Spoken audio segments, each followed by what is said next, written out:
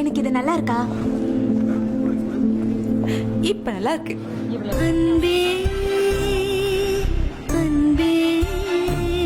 வாழ்க்கை முழுக்க அன்புக்காக ஏங்கின ஒருத்தருக்கு பேரன்பே கிடைச்சிருக்கு. பிடிக்கலன்னு அம்மா கிட்ட நான் சொல்றேன். ஆனா அதீத அன்பாலேயே இன்னொருத்தர் வாழ்க்கை கேள்விக்குறியாயிருக்கு. அன்னைக்கே சொன்னேன், அந்த அனாதை நாயை துரத்தி விடுங்கன்னு.